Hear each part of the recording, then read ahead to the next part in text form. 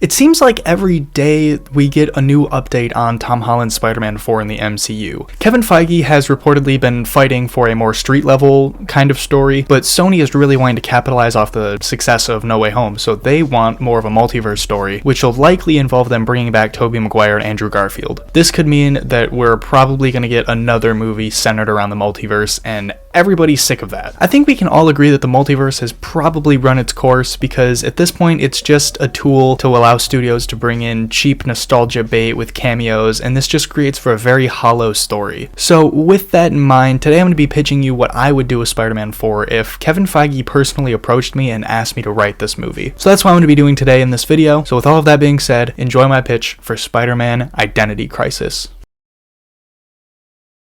We open in a dark museum. Nothing is visible aside from the safety lights on the ceiling. All is quiet, not a sound can be heard. In the corner, the red light from a security camera turns off. As we pan across the room, we focus on a painting behind a glass case. After a moment, we hear the sound of clicking coming from above. A man dressed in black and white slowly lowers himself inside. He takes the painting and exits the exhibit. Just then, he hears a voice in his ear. "Hardy, did you get that painting yet?" "Yeah, I'm on my way out now. Make sure those cameras stay offline." "Right, just hurry up in there. I've got a bad feeling about this." His voice is cut off and we hear static. Hardy taps his earpiece again, then asks if his partner is still there. From the camera in the corner of the room, the red light flicks on once again. Hardy tries to cover his face, but he hears a noise from behind him. He pulls his gun, whipping around to the source of the noise. Spider-Man creeps out from the shadows and approaches Hardy. Spider-Man lays a vicious right hook into Hardy's nose, breaking it on impact. Hardy falls to the floor, dropping the gun. Spider-Man pins him down and gets close. He looks into the criminal's eyes and tilts his head. This isn't Spider-Man. This is someone else. The imposter Spider-Man takes his web shooter and sprays webs into Hardy's mouth. His lungs have been filled with web fluid. After Hardy goes silent and devoid of life, he looks directly at the camera and walks away from the murder scene.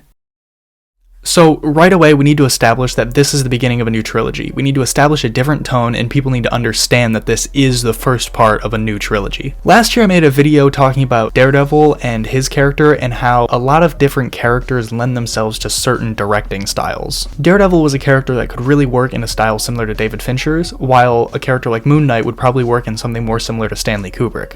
I think it could be really cool to see Spider-Man almost come out like an Edgar Wright movie. He was supposed to direct Ant-Man, and while I do think that could have been good, I think his talents are kind of wasted with a character like Ant-Man. I think Spider-Man would really be the place for him to shine, with more inventive action sequences and more stylized swinging. But Edgar Wright's also not afraid to really hone in on very emotional, dramatic moments. With that being said, the comic that I'll be loosely adapting is Spider-Man Identity Crisis, but that seems pretty obvious given the title. In that book, Spider-Man is framed for murder. Now, I know what a lot of you are probably thinking. Isn't this redundant? Because this is exactly what happened at the end of No Way Home and the beginning of... That's the wrong movie. The end of Far From Home, Mysterio framed Spider-Man for murder. And while yes, you are correct, we didn't really get to see that play out. It was just kind of played for laughs and then wrapped up really quick at the beginning of No Way Home. So this movie is really going to showcase what would have happened if Peter had to go out and clear his name.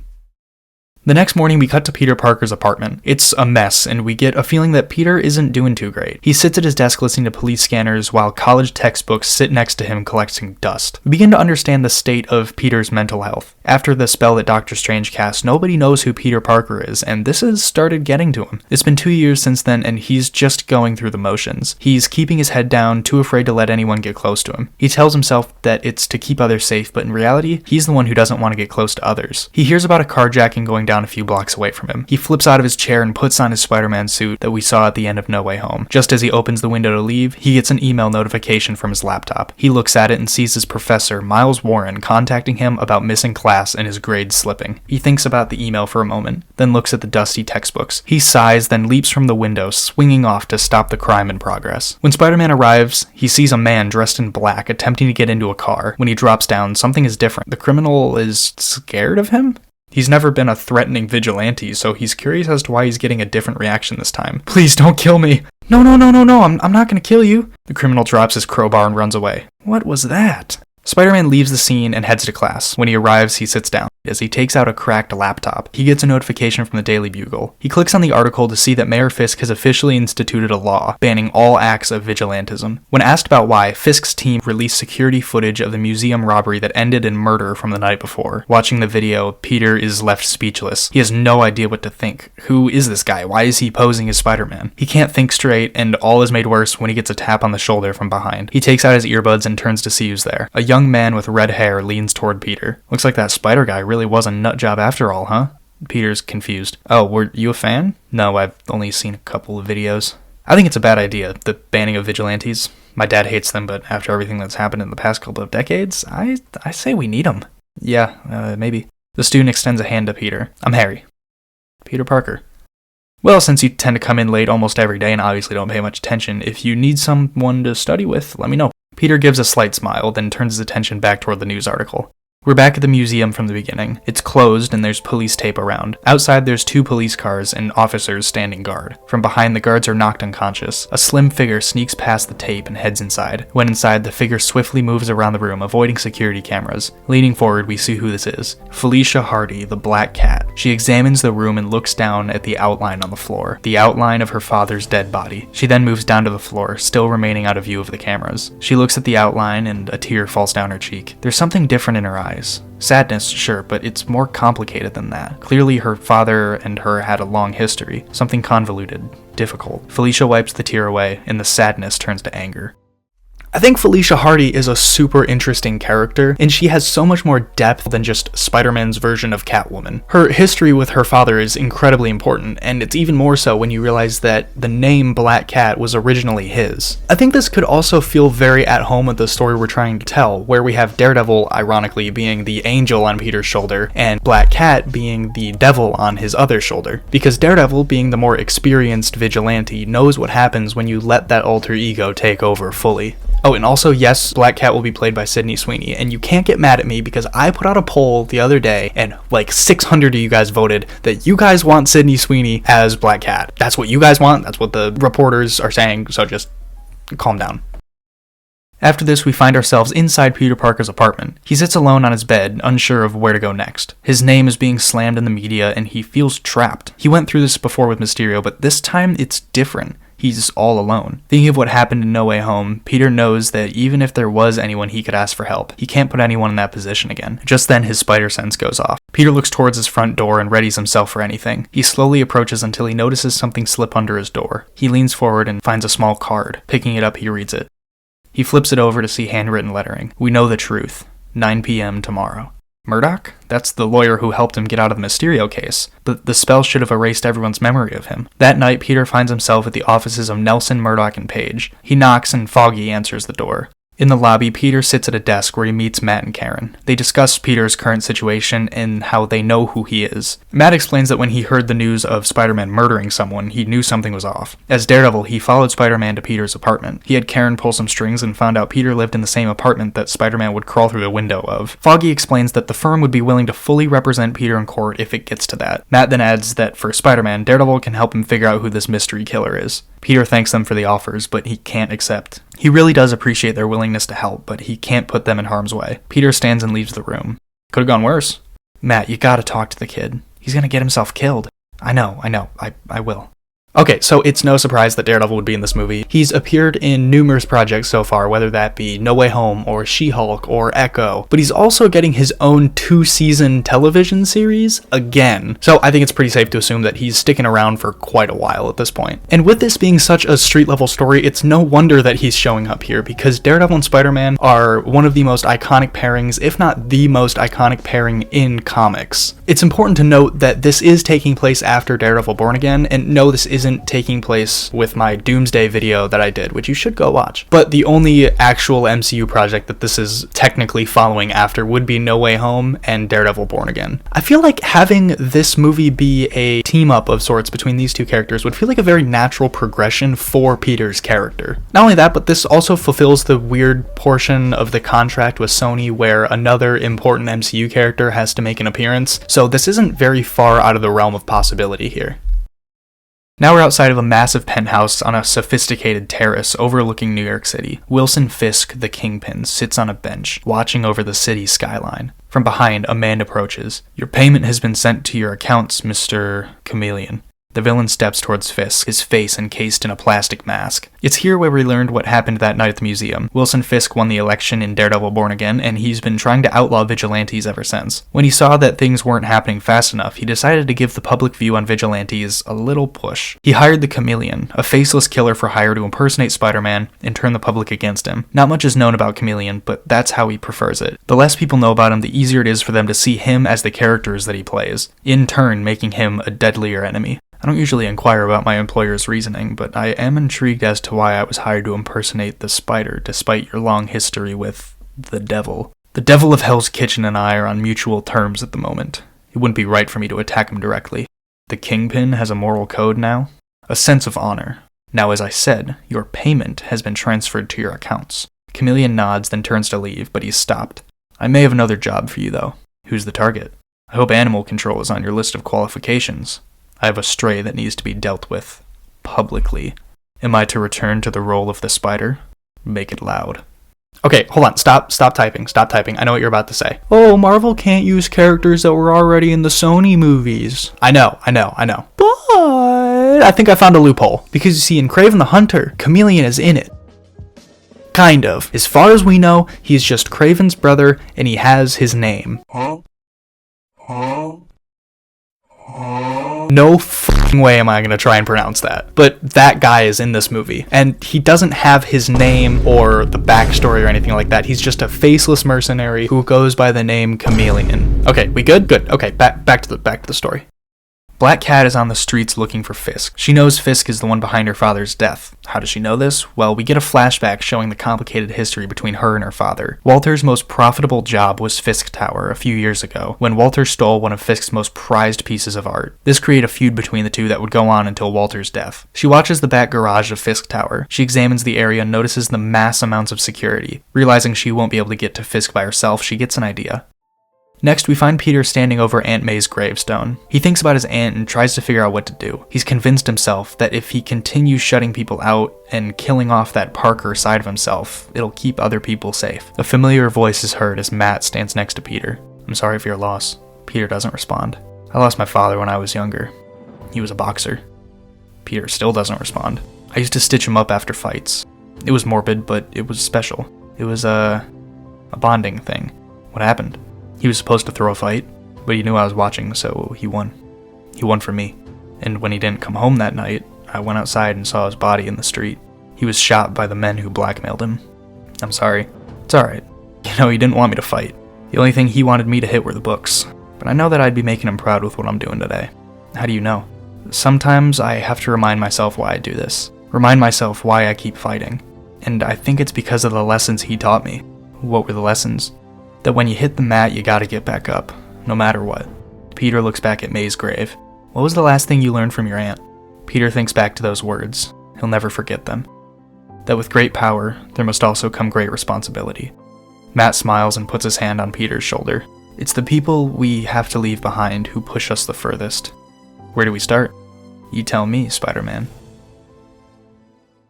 This was supposed to be a turning point for the character. He's finally starting to let other people in, and he's starting with Matt. Matt plays a crucial role in the story because he's the one who shows Peter that it's not okay to shut yourself out and that you need to let other people in and not just wear this mask all the time. And I think this can be a really good theme for the film because it doesn't just apply to these fictional characters, but for us as well. I think that everyone on Earth has that side of them that only they know, that no one else has any idea even exists. It's the you that only comes out when you're alone. And for some, it can always be more of a drastic change than others, but it's still important to recognize that it does exist. I think it's important to not change who you are to try and please everyone else around you, because no one really cares what you do. They all have their own lives to worry about. I kind of went off on a little tangent there, but I do think it is important for everyone to know, but back to the Spider-Man video.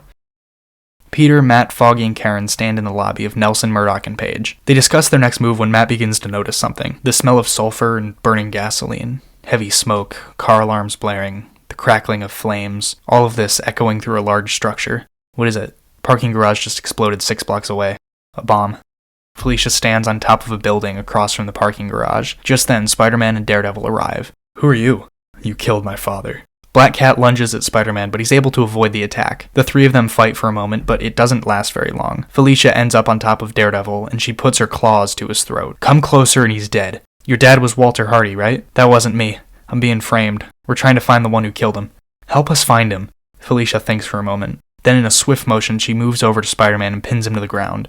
She looks him up and down, then smiles. Alright, Spider, but only because I need your help. With? Fisk had my father killed. You aren't getting into Fisk Tower by yourself. You need us.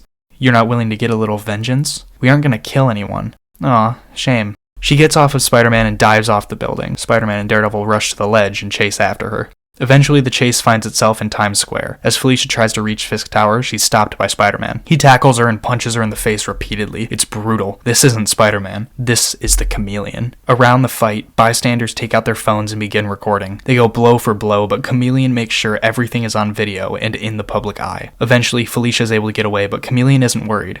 His job is done. The entire city just saw Spider-Man try to kill this woman in the middle of Times Square. Inside of Fisk Tower, the Kingpin watches live footage of the attack. He lets out a sigh of relief, knowing his plan is working. He picks up a phone and calls the captain of the police force. This is getting out of hand. All vigilantes shoot on sight. No exceptions. Kingpin hangs up the phone and smirks, watching the chaos unfold.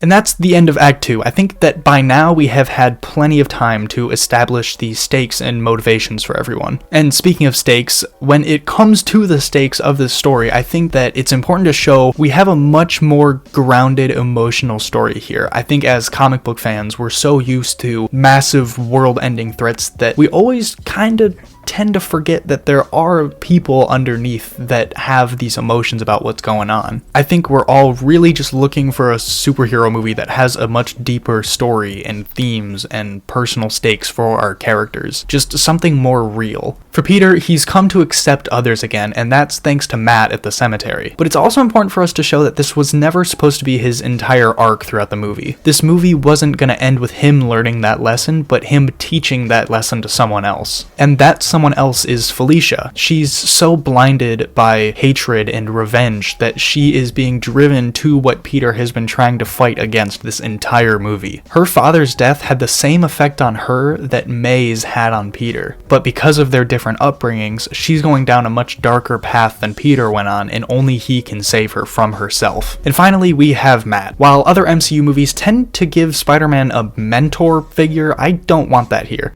Daredevil's not supposed to be a mentor to Spider-Man, but more of just a friend or a big brother. Someone helping Peter through the troubles that he's already faced. And his role in this story is absolutely crucial to telling the story the right way.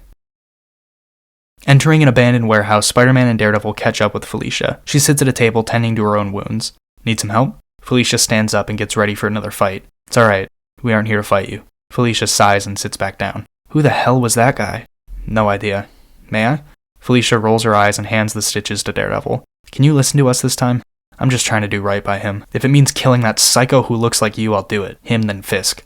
That won't fix anything. Trust me, I've tried. I've tried putting an end to Fisk before. I almost did. Taking a life doesn't bring another back. It just doesn't. Daredevil finishes stitching her up and stands.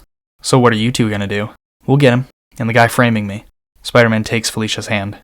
We'll do it together. Felicia looks at Spider-Man for a moment, then smiles. Alright. Let's do it. We need to get to the mercenary first. We won't be able to get to Fisk with him in our way. How do we find him? We just go back. Times Square. Felicia, lure him out. Daredevil, you're with me. Let's go get this guy. Back in Times Square, Felicia walks throughout the streets. From the rooftops above, Spider-Man and Daredevil watch. In the crowds, they notice something. One person is rushing towards her, barging past other people, but it seems like nearly every time they blink, it's a different person. Within seconds, Chameleon jumps out at Felicia once again. Avoiding the attack, Felicia leads him into an apartment building nearby. Chameleon chases Felicia through the building until he's led to the top floor where Spider-Man and Daredevil wait for him. Chameleon takes down his disguise, revealing his full character design. Our heroes fight our villain until he gets the upper hand on Daredevil. Spider-Man looks to Felicia for help, but she just laughs. This was fun. We should do this again sometime. Felicia, no! Black Cat flips out the window, leaving Spider-Man and Daredevil to fight Chameleon on their own. They fight, and ultimately Spider-Man and Daredevil emerge victorious. Daredevil tells Spider-Man to go after Felicia before she can get to Fisk. Spider-Man nods and jumps out the window. At Fisk Tower, Felicia makes her way to the roof. 2 guards stand by the door. Felicia easily drops these guys and slips inside. She makes her way through the hallways, avoiding hordes of security. While at the same time, Spider-Man lands on the roof. He notices the guards Felicia took out and goes in. He goes through the same hallways Felicia did, but he doesn't have the stealth of the Black Cat. He's seen and we get a classic hallway fight. Spider-Man shows off his underrated combat skills as he takes out waves of guards in a long oneer. An unbroken shot of pure action as he makes his way down the hallways, trying to get to Fisk's penthouse. Speaking of the penthouse, Felicia's inside. She confronts Kingpin in front of the massive windows overlooking the city. I had a feeling you'd come find me. You killed my father. Your father was a pest. That doesn't give you the right. Felicia takes a pistol from her belt. Get on your knees. If you're gonna shoot me here tonight, I will not be executed like a sick dog. Felicia steps closer, anger pulsing through her veins. Do you regret it? The only thing I regret is not killing him years ago. But then again, his death has helped me immensely. Killing your father gave the people of New York the push they needed to turn against the so-called heroes of this city. Your father's death has become the greatest decision of my life. Felicia lets out a cry of fury, but before she can pull the trigger, a web latches onto the gun and pulls it away from Fisk. Felicia turns to Spider-Man, who stands in the doorway. I can't let you do this, Felicia. This isn't your choice. It isn't yours either. Who are you to decide who lives and dies? You can be better than that, Felicia. You are better than that. You don't know me. You're right, I don't, but I know myself, and I see the bad parts of me inside of you. I see the scared kid who lost their parents in you, the person who's afraid to let others in. Look at yourself. Don't be what this maniac has turned you into. Spider-Man steps closer to Felicia and extends his hand, just as Matt had done for him when he needed someone. She takes his hand and embraces him. She cries into his chest, and Spider-Man comforts her.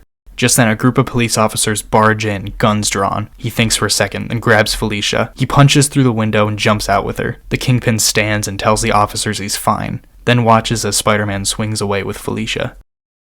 The following week, Spider-Man is in court. He's represented by Matt Murdock and Foggy Nelson, and his name is cleared. The lawyers are able to put Chameleon in prison, but there isn't enough evidence to put Fisk behind bars, meaning he's staying in power over New York. Our final scene is at the top of the Daily Bugle. Black Cat sits on the ledge as Spider-Man drops down behind her. You wanted to see me? Felicia stands up and turns to Spider-Man. I never got to thank you for helping me the other day. You don't have to. And hey, we'll get Fisk the right way. Felicia steps closer to him, putting her hand on his chest. I know. I'll be the one to do it. She looks him up and down. You want in? She slides his mask up and the two kiss. He backs up and jumps onto the ledge of the building. I'll give you a call. See you soon, Spider. With that, Spider-Man jumps off the roof into our final swing as we cut to black.